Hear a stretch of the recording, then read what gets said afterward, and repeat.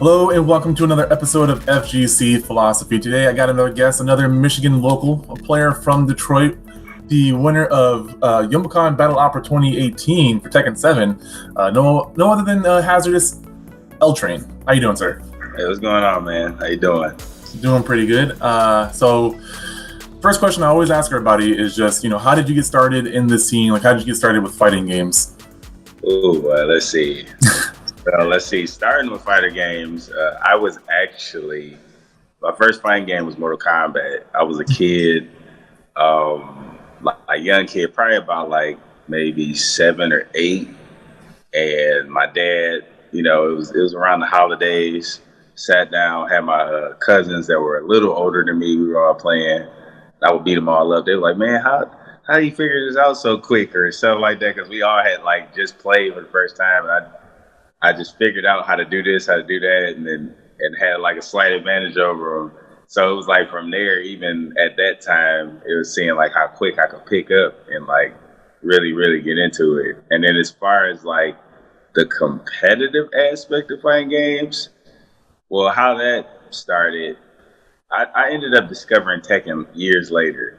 Like I said, Mortal Kombat was first, but Tekken came. It was a childhood friend of mine named Julian. We would always play like together. Especially once Tekken really started to pick up steam, especially Tekken 3. We like consistently played. And I remember I didn't even have my PlayStation yet, but I had bought Tekken 3 because I was about to get it. So I said, you know what, I'm just get the game first because it was hard to find. I remember having to go to like 3 Toys R Us to try to get it. So it was crazy. But I got it. And then I would just be at his house for a little while playing, and then we would play for like hours. And then I remember finally, I'm like, all right, I'm about to get mine. I finally get mine. Now I'm at home practicing, learning combos and things like that.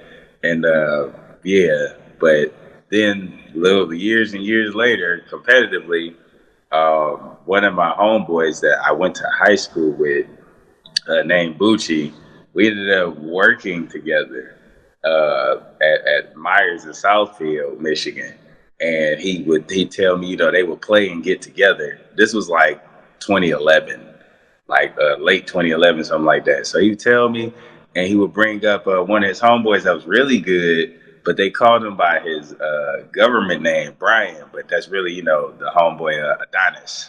So they would call him by his name, and I knew his old tag was called Ali Vegas. Now, if they said that, I would have refused the money match because I knew the names. Because even though I wasn't competitively playing yet, I knew about like the competitive scene. Like I knew about Justin Wong's and all the names you needed to know in fighting games. I knew about. So I just wasn't competing myself. So then we meet. This is when I met. This is the first time I met All Caps and Footwork and everything around then. Like all those guys were younger. Like I'm a little older than them, but like when that first came around, me and Brian played a money match, and I lost like $60 that day. So it's like, So, and they said most of the people that they did that to, they left, never came back. But I was different. I was motivated. I said, well, I actually want to get better at this because I'm already a fan of the series and the game, and to find people who actually know what they're doing and can make me a better player, I'm all for it. So, I endured a whole lot of beatings, a whole lot of losses. And then about September 2012, Tekken Tag 2 came out, and Brian invited me back to the HQ where everybody would play at, and ran me through a gauntlet, and I beat everybody, and then I fought him again, and it wasn't as bad as when I lost to 60, but it was a little more contested. He still won, of course, but he said, oh yeah, he's gotten better. And then that's when like the competitive journey would like really begin. Then I ended up joining Korn, and my first major ever was Atlanta's final round, and that's why that tournament actually holds a special place for me because when you're a new player, you go to final round. Final round is considered like a Super Bowl for Tekken because like the Atlanta scene is very strong, and a lot of new players usually don't come down there and like do well. So when a new player comes there and does well, it's like, yo, this guy might be good. So I go there. I placed pretty decently. It was like 300 plus players. Some names came out, including some of the Koreans. Like me was there. JDCR showed up.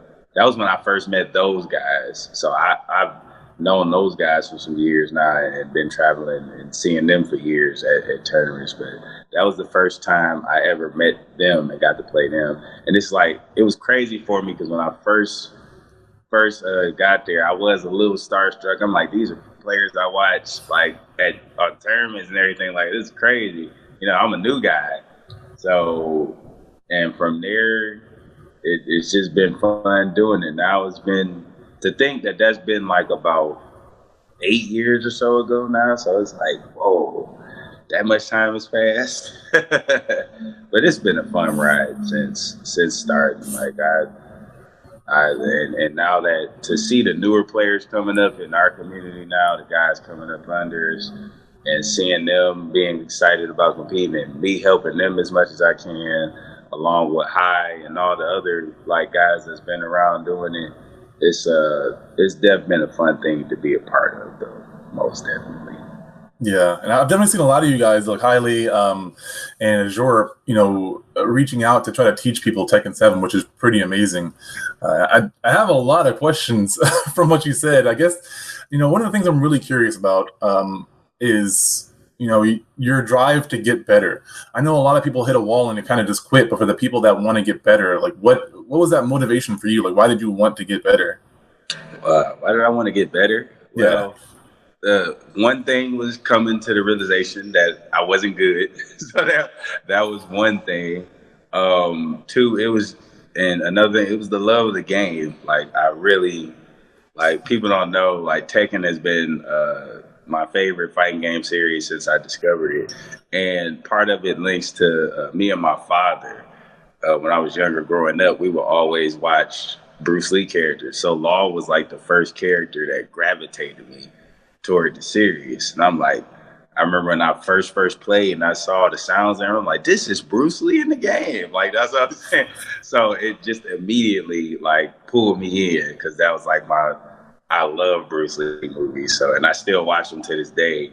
And then on top of that, discovering the competitive scene and, getting better and testing yourself against other players is I just get like a nice little rush from doing that. Like, it doesn't matter who you are. I'm not the type of person where I won't play this player. Like, I'll play anybody, because my thing is you can learn from whoever you play against, whether it's even if it's a person that's considered low level. If you know that they do stuff and you're not that great at punishing, you can consistently, learn how to punish from that. Or if you're playing a player that's at your level or higher, you can learn what you can't do for real, or what moves you can't do, what's unsafe, things like that. So you can learn from like every type of player. Most may not think that, but I don't think like that. So yeah, that's very good. So there's two terms really that I talk about a lot here, is the growth mindset and the fixed mindset. I'm not sure. Are you familiar with those terms? I've heard of those terms before, but like never like dive deep into it though. Yeah. So my background's in person development, and like with the growth mindset, I'll start with the fixed mindset. A lot of people, I'm sure you've seen this before, but a lot of people who have the fixed mindset, and it's not something that's permanent. Both these things can change depending on what topic, what you're doing. But the fixed mindset is someone that basically refuses to lose. They don't see opportunities, as a way of learning new things. So whether they win or they lose, they don't take anything from it. They're always just kind of hitting plateaus a lot of the time. Those people tend to also make excuses for, their losses and things of that nature. Oh, this character's broken, stuff like that. But as someone with a growth mindset tends to find learning opportunities anywhere that they can, which, obviously sounds like what you're doing right here. And I'm curious to know, that's a very basic explanation of what those things are, but that generally explains it, is trying to learn. The growth mindset is always trying to get better. For me, I'm always trying to get better at fighting games, always trying to get better at commentary, doing content, asking questions is one of the big things for me. So I'm curious to know, how did you maintain that growth mindset? Why is it that you always want to learn rather than, letting your ego take the front seat, take the driver's seat, and, make excuses for your losses and stuff like that? Well, part of that was, well, really my upbringing. Like that's how I kind of treat a lot of things in life. Like my father and my mother like raised me to be a humble individual. So, you always, as my dad would say, never feel like you've arrived. Like there's always something that, you can learn or grow from. And, I just apply that attitude usually into everything I do, whether it's at work or games or wherever. But when it comes to the gaming thing, it's actually funny that you mentioned that, because that's a lot of players' problems in the community, is that a lot of them have a fixed mindset. So they'll say, "Oh, you can't beat me for real," or this, that, and the third. And it's like, little do they know that holds them back. And that's reasons why you have the players who are like really growing and rising in the community versus the ones who have like remained stagnant. Like I've seen a lot of, even in the Tekken side of things, I've seen a lot of the new guys come in and make strides. Like my boy Black Havoc, I remember when he first started, he was like terrible, and now now as you see, he was up against me at Youmacon in top 8. So to see him like come that far and remembering where he started, I definitely am proud to see that, but he had the growth mind state. Like he's always trying to, figure out how he can get better. He'll even tell you how to beat his character just so he can get better and not, do the same thing over and over. And, he's a part of highest classes too. So, he's been learning from another, top player here. So his work ethic and definitely the work he's been putting in is showing. So, but that's the difference though. Like when you have a growth mindset, you're going to always, keep pushing, keep striving, whereas fix is pretty much just remaining stagnant. And when you remain stagnant, you move nowhere.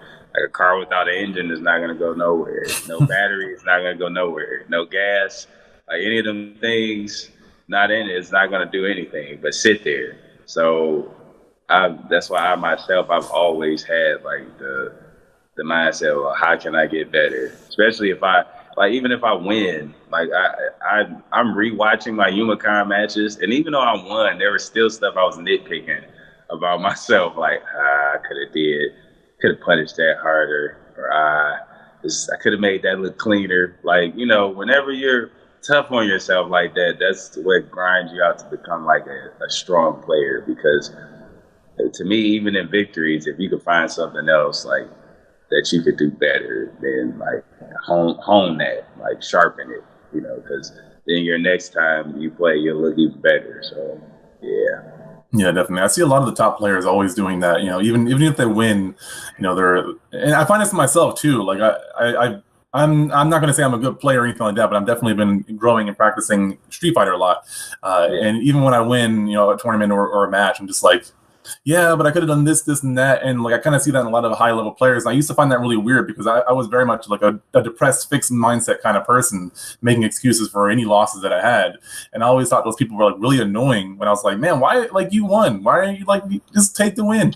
But then I realized that you have to, people who are winners or overachievers or people with a growth mindset are always, it's not just about winning, it's about just improving and testing your skills and trying to grow all the time. And if you don't, analyze yourself and be critical, then you never see those sort of things. You're just looking for that emotional satisfaction and that's it, but you don't grow.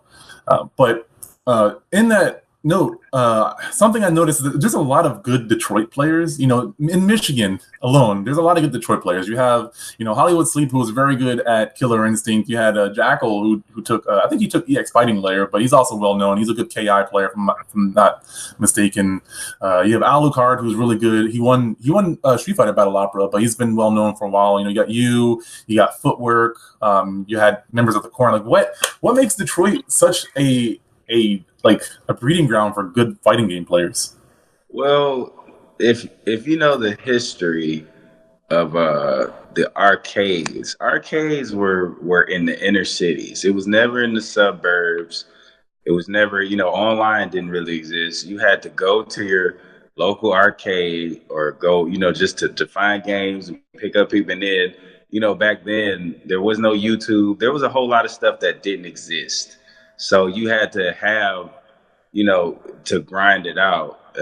And my boy that I mentioned, Brian, or Adonis as he's known at in the FGC now, he formed Korn, and the way he came from the arcade era, because he came up under the OGs that came before him, so like VDO and names like that, they taught him. So and from there he passed on and created that with Korn. And what he would do, he would even pit us against each other, have us run sets, screaming out advice, things like that. Like he can be a hard teacher, but the results that you'll see afterwards, it's like you're like, wow, I see what he was trying to do.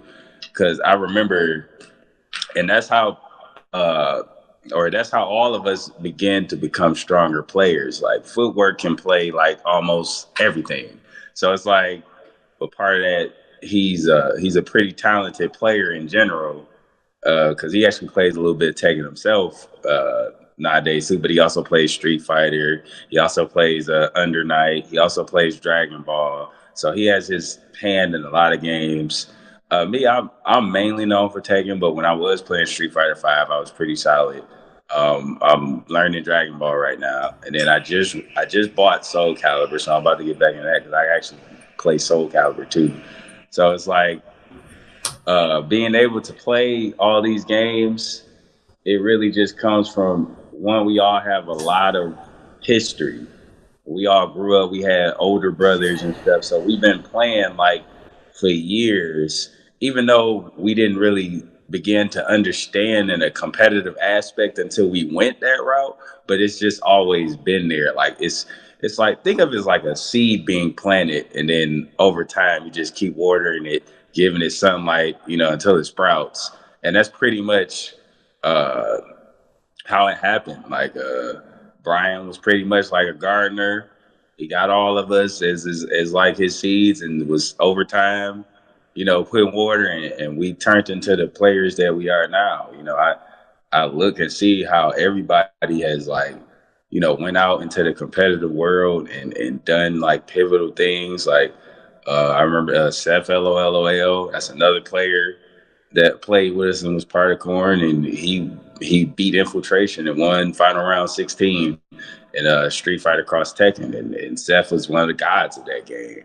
And I remember, Sleep won Evo, and like it's just so many, players from here that have went on and started off, and then like you brought up Alucard, he been around for years. In fact, he just was at the tournament yesterday, won Street Fighter there, and just seeing like everybody come up and everybody do well and have a name for themselves, and it's cool to see, because I spent a lot of years with these guys at this point, so to see the names and to see the influence and to see how people look up to all of us and follow us, watch our streams, talk to us in majors, things like that. It's definitely cool to see, considering how everybody started. Yeah, that makes a lot of sense, actually. I didn't know the history. I'm not originally from Michigan. I am now currently a resident, so it's always interesting hearing about that. And I've been to Detroit quite a few times now.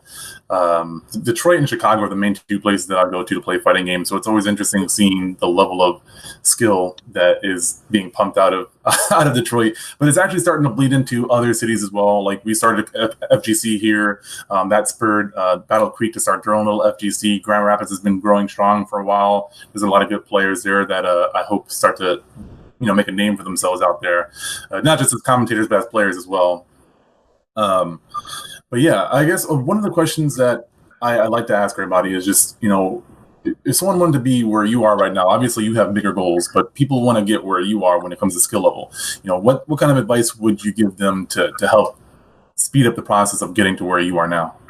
Well, I'll be realistic with them. It's not really a way you can speed it up. It definitely takes, it's a grind. It's literally a grind. Like you have to consistently practice. But one thing that I tell people, that a lot of people seem to neglect, when in the process of getting better is the analytics side of getting better, which is watching your footage, seeing what you did wrong in this match or seeing what you did right in the match, seeing how you could strengthen your weaknesses and even sharpen your strengths even more, because you have to do analytics, because that's the only way you're going to see things for real. Because like if you ever notice when you're at a tournament and you're playing, while you're playing, you're pretty much in the zone at that point. Whereas opposed to people watching are the ones saying, oh no, right there, you could do this, do that. That's pretty much what you have to do yourself after, the playing is over with. So when you do that, then when you enter your next match or your next battle or your next whatever, those things are in mind, because you're constantly, analyzing and really watching what you're doing and seeing what you can improve on to make either the win look cleaner or maybe a matchup you struggle in a lot, how you can fight it better. The analytics side is to me slightly more important than, like, just slightly though, more important than the actual like sitting down playing and getting your muscle memory and all that. Even though of course I find that just important as well, but watching what you do is big, because that'll determine how well you do the last time. Because as the saying goes, when it comes to fighting game, you're as good as your last match. So in order to supersede that, you want to watch what you've done, and at your next showing you want to look better. So the key is to look better. So in order to do that, you definitely want to watch, because I know one thing that I do while I'm training is I'll watch my matches, especially if it's a matchup that I struggle with. I watch my matches, see the mistakes I did, and then go into practice mode and use Tekken has the useful record function, so you can kind of emulate what you lost against, almost exactly. So if a person is doing a setup, I just watch and go into practice mode, see how to do it, and then see what options I could use to get out of it. So, and that's also knowing how to properly train. That's another important thing, because you have people who spend hours in training mode, but they're not training correctly. Like they'll do combos over and over, which I won't say it's a bad thing, because you have to have your BMBs and stuff like that down. So when you touch the person, you can hurt them. But at the same time, if you don't know how to punish, or if you don't know how to space or know the range of your buttons and stuff like that, you can know the BMBs, but if you can't hit the person or touch them or understand range and stuff like that, you're never going to land that BMB. So as important as it is to know it, you still have to practice everything else correctly. Of course, to beginners, I tell them that's the first thing they should learn. Because, I've come across a lot of new players, especially people who want to learn my character, Lars, which I have a Discord for, and I have 40 players under me right now. And I'm usually, a lot of them are new. Some of them are somewhat seasoned, been playing, and in there. And it's a pretty great group. A lot of great guys in there. Some of them I've actually known for a little bit of time now, and we'll, exchange tech, say what you should use this for, how you should apply this move. Because it's always good to find like-minded players who think like you, and y'all could actually converse and share strategies and things that you may have missed. Because most of the time when I do look in the group, there's a lot of that going on. And then, of course, if I'm in there myself, sharing advice, saying how you should approach this matchup. And it's definitely been a fruitful group for sure. I'm definitely proud of a lot of the progress that a lot of the players have made in there. And what's great about it is that even though I'm the lead guy in there, a lot of them take it upon themselves to figure things out. And to me, if you want to see the most fruit from your labor doing that, you have to do that. And that's to me, even in life itself, if you want to see the most out of what you want out of life, you have to do it yourself. Of course, it's good to ask for advice and get help, especially when you know you need it, because that's also important, knowing when to ask for help or seek advice. But you initiating and grinding yourself, that's the big thing. But new players, though, like I kind of somewhat approach like how High does. I just focus on little stuff, because even some of them will ask about the advanced stuff. I'm like, well, you're not quite there yet, so we'll start here. And but all in all, though, it's all about how much you put in. You get in what you put out. Sound advice. Makes sense to me. I like it. The last question is just, what's in the future for you? Like, what goals do you have coming up here, and what are you training for? Let's see. Well, like I said, I'm practicing right now, getting myself ready for reversal and NEC and Midwest Championships. Those are like the next 3 events that I'm looking into. But as far as like goals, just to further help out the community as much as I can, continue to like be one of the pillars. If you're a new player, I always tell new players, they can come my way.